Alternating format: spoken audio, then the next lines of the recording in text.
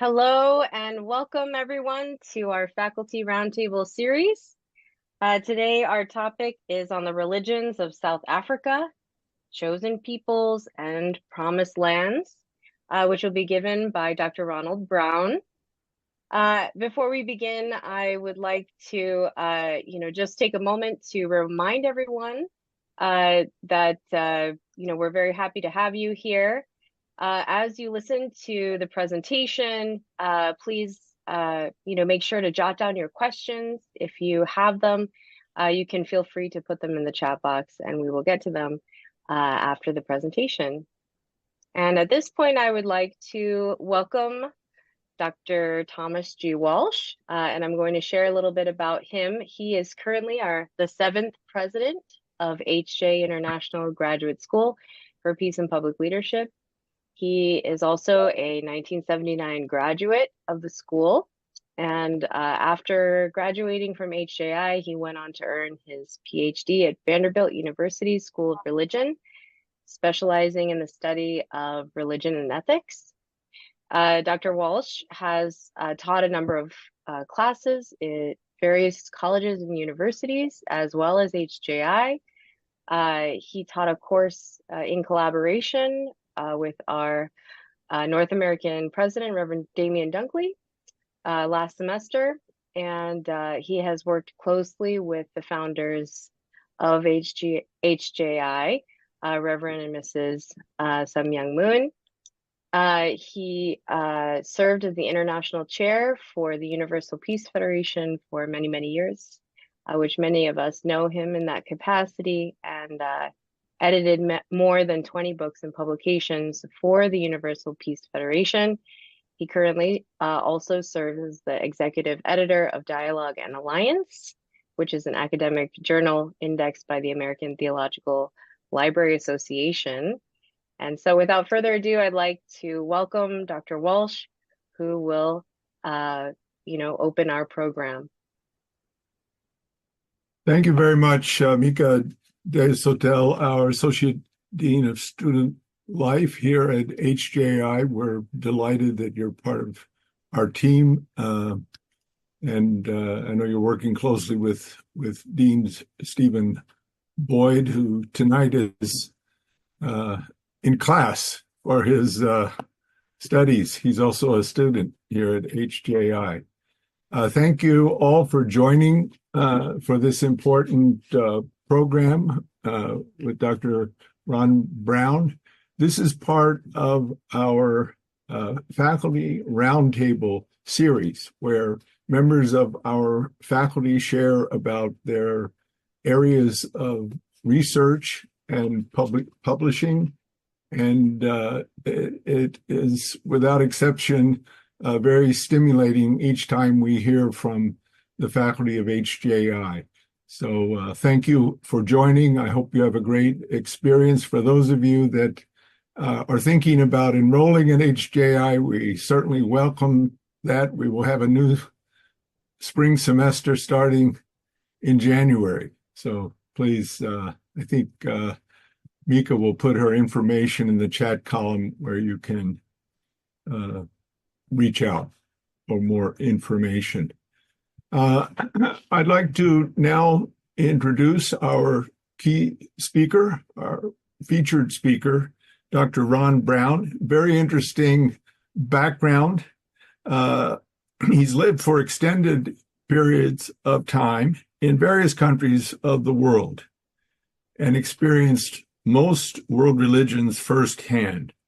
He lived for 5 years in Jerusalem, 7 years in Geneva, Switzerland, 5 years in Boston, not a foreign country, but a major U.S. city, and as well as extended periods in Budapest, Prague, Moscow, Mexico City. He's also lived and spent long periods of time in China, Indonesia, Senegal, Cameroon, Peru, Egypt, and Haiti. Presently, and for over 24 years, Dr. Brown has been a resident in New York City. In addition to teaching world religions at HJI, Dr. Brown teaches history, political science, and ethnic studies full-time at Touro College in Manhattan, where he was previously honored with the Teacher of the Year award. He is also a licensed New York City tour guide and can be often seen guiding groups through the streets and neighborhoods of New York City. Dr. Brown is a New York Council for the Humanities featured lecturer, where he presents programs on the city's ethnic neighborhoods, famous people, historic events, and houses of worship at New York State colleges, universities, libraries, and historical societies. He's also a docent at the New York Historical Society, where he leads tours of the various society exhibits. Truly a very interesting man. I think we're in for a treat tonight as he takes us to look at the religions of South Africa. Dr. Brown, welcome to the faculty. Thank you very much. Let me make sure I have my program. Can everybody see the screen? Not yet. You'll need to press the screen share, but we still see your handsome face. Okay. Oh, there we He's go. fine, but I know you have some slides. From the beginning. Is that better?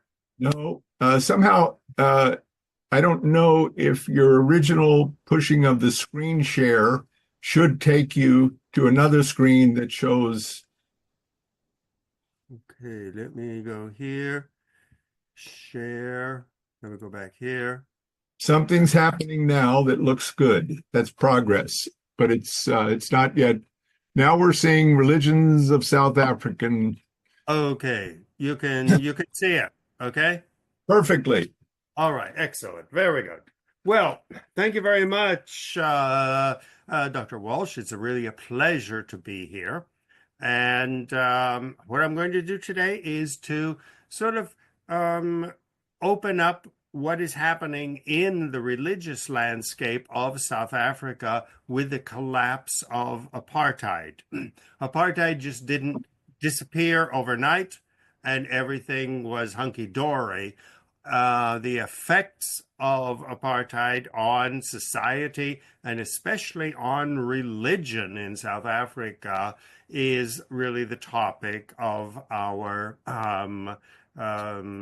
program today. Outline the evolution of chosen peoples and promised lands, which is this idea of certain people are chosen, giving a mission and promised a land, is central to the Afrikaans identity and now to all of South Africans of all races. Jesus and his approach to chosen people and promised land, and then the South African rise of the apartheid and of the Afrikaans movement, and then how Afrikaans religion has spread throughout South Africa, as well as Botswana, Zimbabwe, and other countries. And has become really the prevailing religious identity of Southern Africa, which makes it very different from every other place in Africa, with finally the spread of the Zionist churches. Well, just briefly, I spent July and August in Zimbabwe, South Africa, and Namibia. A fascinating time to be there. July, of course, is winter, so the weather was perfect. Even in Cape Town, it was rather chilly. Now, the idea that has really inspired the Afrikaans and now most of the religions of South Africa is the idea that certain people are chosen and they are given a promised land. Now, when we talk about these terms, we think of the Jews, of Abraham, migration from Ur in Iraq and migrating down through the land of Canaan into Egypt, and gradually the Hebrew people claiming land of Canaan as their holy land, and developing a theology of the Hebrew people as being a chosen people. Now, this is a common pattern in the study of world religions, whether it was the Indo-European Aryan invasions, where the people spread out thousands of years ago, taking over Europe and India, or the Hungarians, the picture in the upper right, merging from Mongolia and Central Asia and taking over Hungary and developing a theology that Hungary was the chosen land and the Hungarians were a chosen people. So this is a theme which is very, very old in religious history. We know, of course, the story of Abraham coming out of the land of Babylon, and according to Genesis, Breshit in Hebrew, is the land I will show you, and I will make you a great nation. This has been sort of the prototype of national movements, of people declaring themselves to be a special people, different from others, and claiming a holy land. This is called the biblical prototype from the Jewish Bible, the Old Testament. Certain people are chosen by God and given a special status. They are promised a glorious future. They are tested through wanderings. Think of Abraham wandering around Iraq, Turkey, Lebanon, is the land of Canaan, down into Egypt. They are forged as a chosen people. Vicious holy wars. Go to the Jewish Bible and read of all of the genocide passages where the Jewish God, Jehovah, ordered the Hebrews to exterminate the Philistines, the Jebusites, the Canaanites. The difficulty of retaining your holy land, and the danger that if this chosen people did not remain loyal to their God, their status as a chosen people and their holy land would be withdrawn from them. Now, this is the Old Testament biblical prototype that has inspired the Mormons, their exodus from the east, the trek to Salt Lake City, chosen by God as their new holy land. Whether it was the Aztecs roaming around the southwestern part of the United States until they found the Valley of Mexico, indicated by their God as their holy land. The Puritans, when they came from England to the United States, were convinced that God had brought them to Plymouth. God had brought them here for a special purpose, and this was their new holy land, a new Garden of Eden. Well, this was the prototype that most religions accepted. Now, especially important for the Afrikaners, as well as most of the followers of John Calvin and his Old Testament type of Protestantism, was that if you don't follow the orders that God has given you, you will be destroyed, and your status as a chosen people will be withdrawn. And the Afrikaners, like most of the Calvinists, are firmly convinced that when the Jews participated in the crucifixion of Jesus, their Messiah, that the chosen peopleness of the Hebrews, their presence in the Holy Land was withdrawn. And so your status as a chosen people, and your possession of a holy land is contingent upon how loyal you are to your God. And this is deeply rooted in the Calvinist approach to Protestantism. Now, of course, the Dutch Reformed are the descendants of the Dutch Reformed Church in Holland, and they took this theological approach with them to South Africa. And so central to understanding the Afrikaans, and later on the other Protestants of South Africa, is the fact that the Jews were responsible for the death of Jesus, as we see in Luke, kill him and release Barabbas to us, or I find no fault in this man, as Pilate said. And then in Matthew, all the people answered, let his blood be on us and on our children. This is part of the New Testament in Christianity that a lot of Christians have difficulty with, but it is deeply rooted in the Afrikaans and in African religions in southern Africa. So when the Jews participated in the crucifixion of Jesus, the question was, now who was the new chosen people? Well, Jesus, according to the Bible, basically threw it open to everybody. Everyone can claim to be a chosen people. Everyone can claim that their land is a promised land. And even in the New Testament, where Jesus said, there are no Greeks or Jews or Romans in my kingdom. So it was basically an open season on who was going to be the next chosen people and what was going to be the next promised land.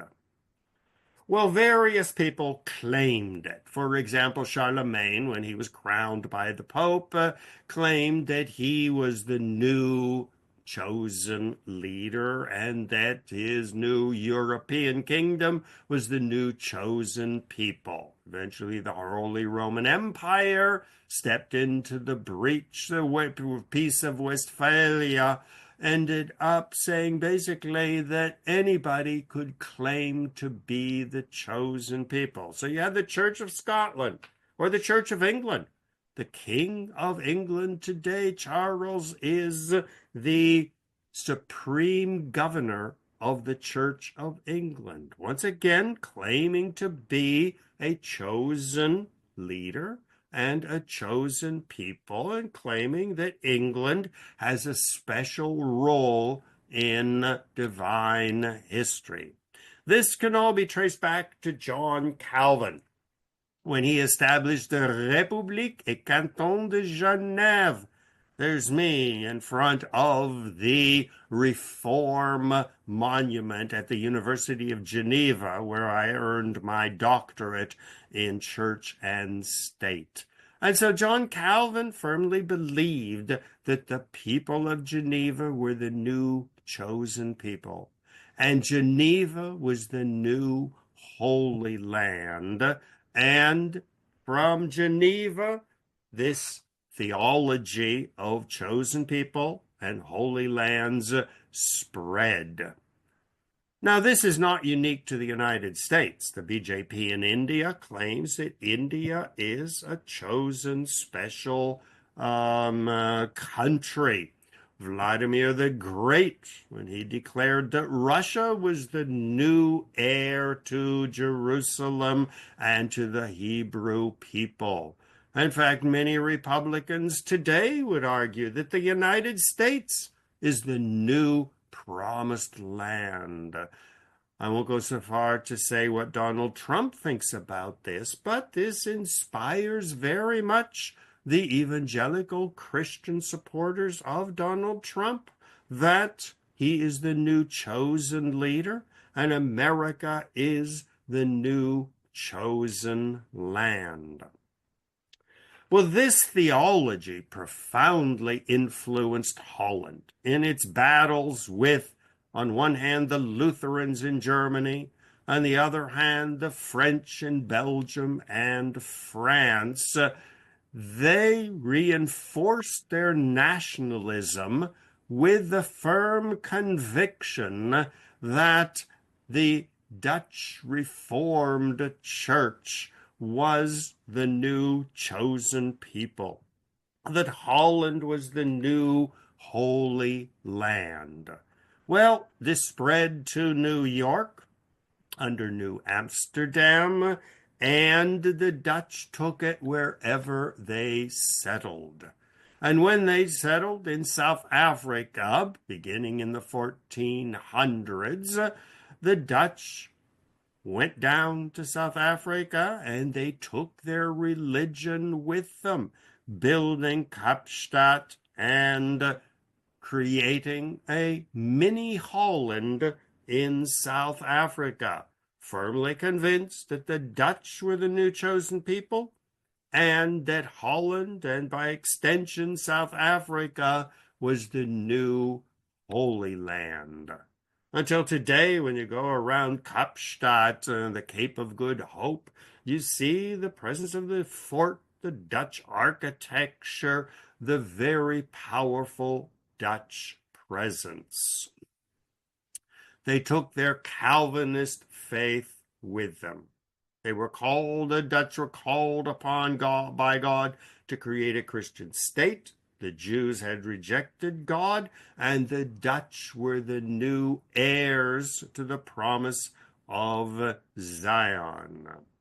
And so they really recreated in South Africa the whole prototype of the Hebrew experience. Exile from Babylon, the wars of conquest to conquer Canaan, the wandering around the world in search of a homeland, constant persecution only proved that the Jews, and then today the Dutch, were actually the chosen people.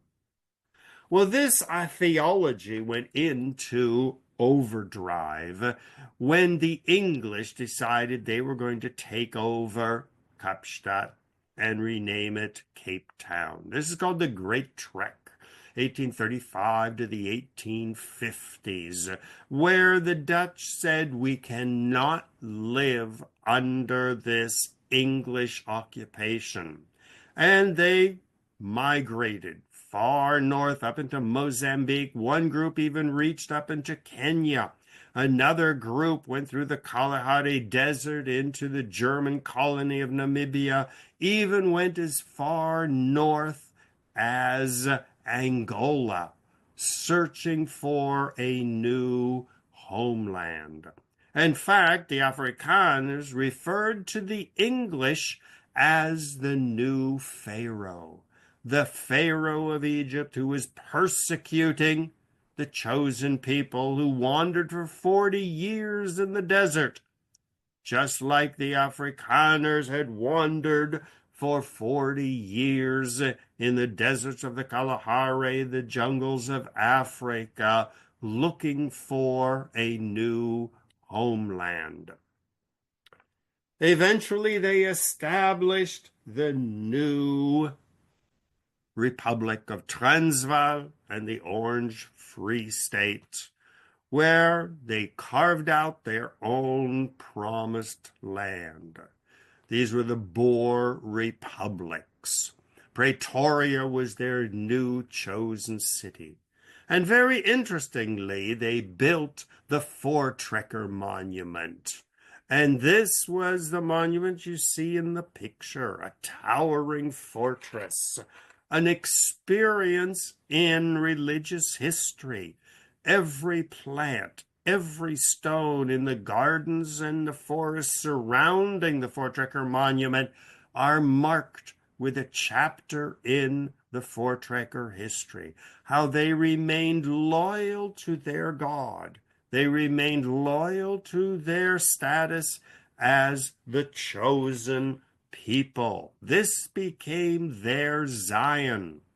This was their holy place that they would remain loyal to, and that God would protect them as long as they remained loyal to their mission as the new chosen people.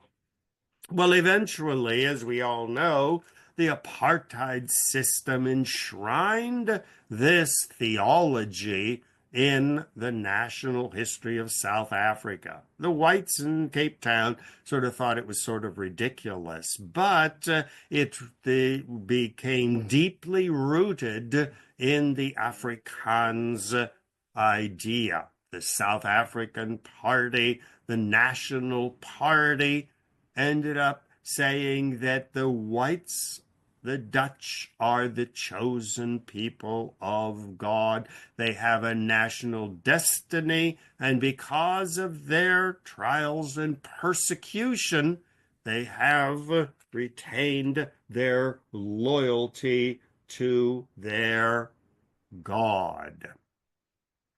Well, that is the South African Afrikaans chapter. What is so fascinating when I come back is how the Black African religions of South Africa have absorbed this mentality of themselves being the new chosen people. The Zulu tribe creating its own holy land, its own unique theology, which is called African Zionism. Okay, I don't know if we are on schedule or not, but Dr. Walsh, would you like to join us? All right. Yeah, just very quickly, fascinating and wonderful kind of survey and overview with showing a context for thinking about religion in South Africa and Afrikaans religion. But I do want to allow you to get back and finish this really fascinating and very enjoyable presentation. Just one thing. Initially, I was trying to understand the idea of the Afrikaans. It kind of combines ethnicity and religion. In other words, it's not multi-ethnic, but it does remain rooted in this Dutch tradition and this Afrikaans language, which emerges out of Dutch. Or has it more widely diversified and is multi-ethnic or multiracial at all? It has not, and that is what we're going to see now, that the Zulu tribe and each tribe has developed its own unique religious approach, its own unique holy Zion city, its own unique mission, that it has not, that the tribal system in South Africa is totally vibrant. There has been no blending, no merging. It is really quite the opposite of what we think of nationalism. For example, in Nigeria or Kenya or Congo, Zaire, they're trying to form a nation state where people will say we are Kenyans or we are Nigerians. The South African experience is the exact opposite, where it is a tribal society, where the Afrikaners are one of the tribes. They have their own unique identity, and they are coexisting with the Zulu tribe and the other South African tribes. So it's the exact opposite of what we think of the nation state.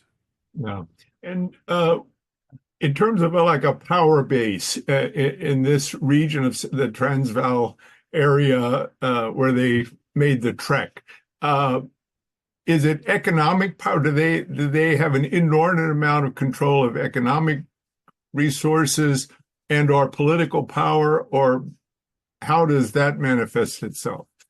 Well, that's a big problem in South Africa, because even in the areas which are predominantly Dutch speaking and Afrikaans, there are a large population of English speaking whites who don't share this identity at all. Yeah. And so it is part of the crisis of South Africa to create a national economy and try to bridge the various tribes and bring them into a national identity as South Africans and not Zulus or not Afrikaans or one of the other tribes. Yeah. Well, I'm eager to let you go into the last part of your presentation. It's really fascinating. And then we'll come back and have some more conversation and invite others to weigh in as well. So, Okay, very good. Thank you. thank Well, you.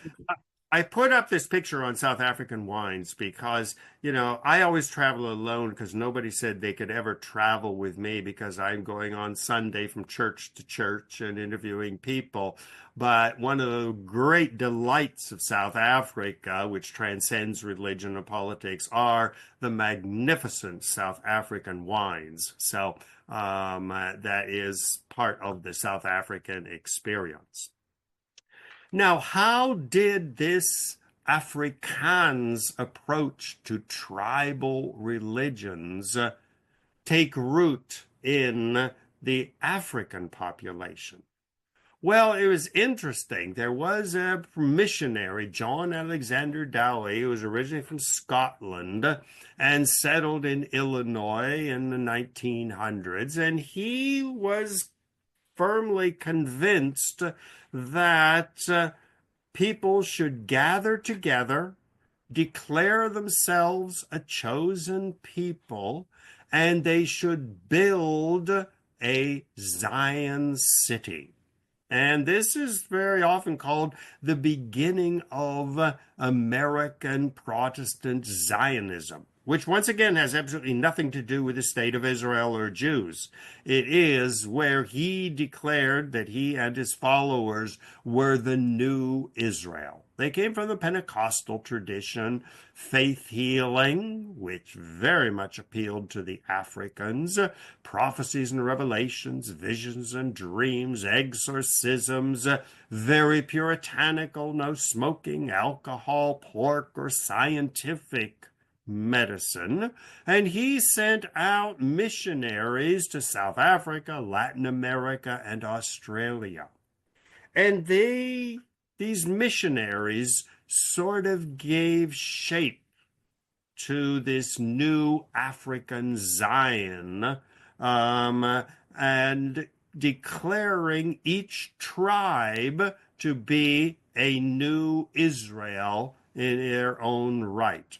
He also convinced them that building a giant cathedral and naming his new capital Zion, Illinois, was part and parcel of this. So just like the Dutch built their Voortrekker monument as really it's almost a cathedral, he really reinforced this and spread this idea to the Africans. One of the earliest followers of this new Zion movement was Enjenias Lekangoya of 1885-1984. And he established the Zion Christian Church in the Transvaal. And he was convinced that he had been called by God on Mount Tabagone, and that he was the new Messiah, and that his followers were the new chosen people. Here again, we see the theme of mountains. Where did Moses go to get his call and the Ten Commandments? But to Mount Sinai. Mountains are important in every religion.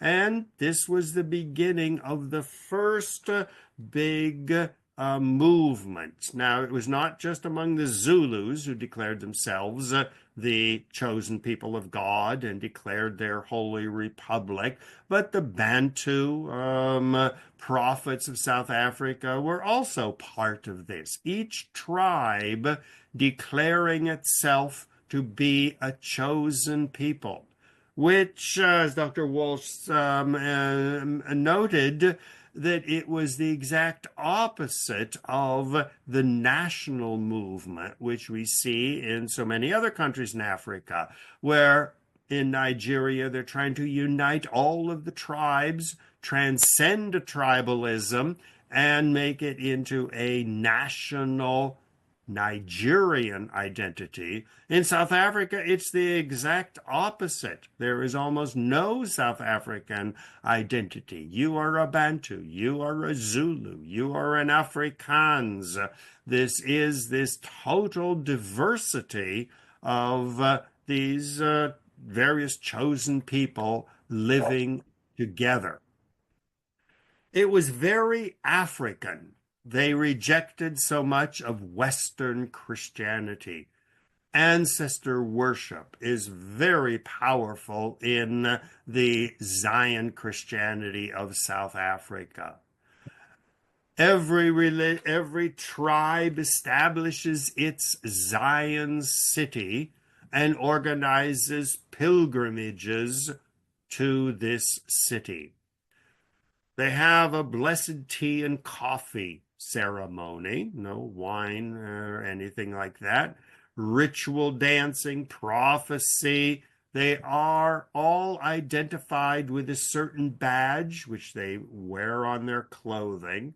Reject Western medicine, which causes a lot of problems for modern medical doctors. They have special traditions for wearing cords around their waist and around their neck and clothing. Most of the African Zion churches accept polygamy as part of the African tribal culture. It is the African Zion is the largest religious movement in South Africa, far outnumbering the traditional Western Protestant churches or Catholics. It is the majority religion, and each tribe must establish its own sacred Zion city.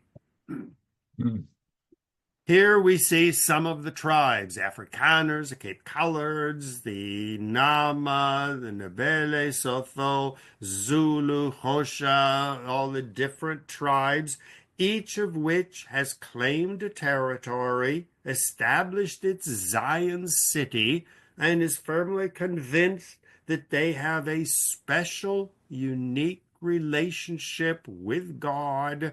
They are a chosen people. They do not mingle. They do not go to each other's Zion cities. In fact, I was totally shocked when I was staying in Johannesburg. I was watching TV one night. The people who owned the hostel were Afrikaans speaking, and they showed me the remote control for the television. You could be watching the news and you had anything from 15 different languages, including sign language as one of the national languages of South Africa, that you could switch your program to. And it was really testifying to this diversity. And again, rejecting the nation state ideal. This is one of the major cities of Zion. Mora, which is the Zulu Zion city with temples, and the Shiloh Park, an entire city laid out as the new Zion. This is the Zulu Zion city. You see the star up on the hill, the Zion Christian Church, Moriah, and you see their holy place.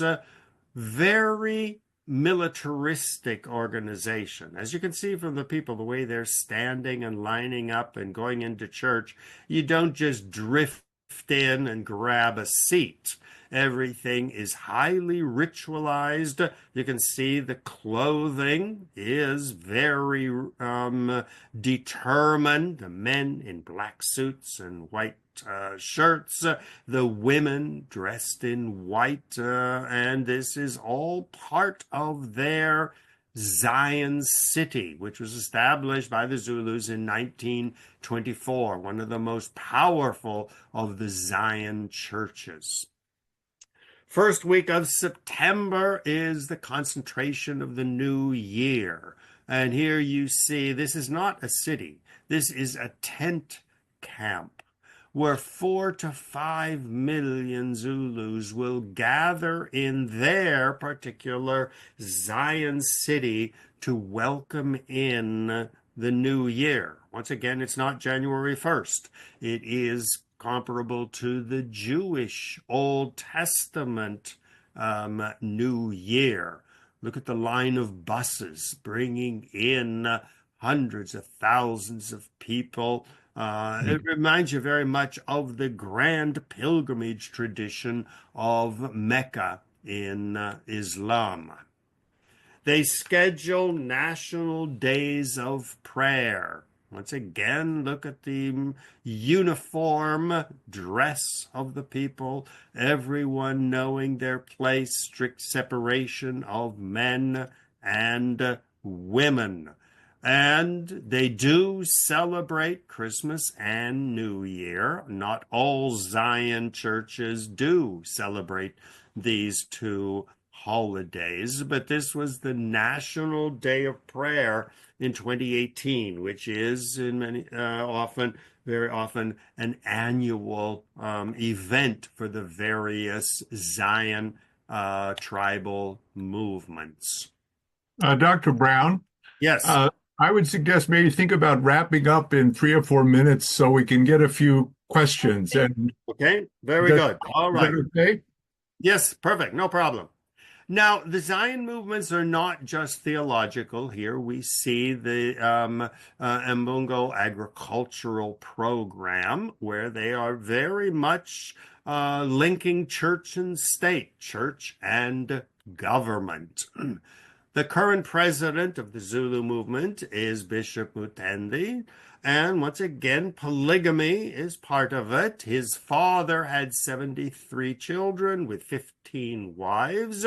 Bishop Nehemiah has 5 wives and 21 children, which are recognized by the South African government. Now we think of Zululand as something from Shaka Zulu and all of that, but the Zulu culture has been transformed into a Zulu Zion, and they are very nationalistic, protecting of their language, their culture, and their city. Well, many other tribes have developed their own unique form of Zion. The Church of Christ, the Congregation of All Saints in South Africa, is one of these.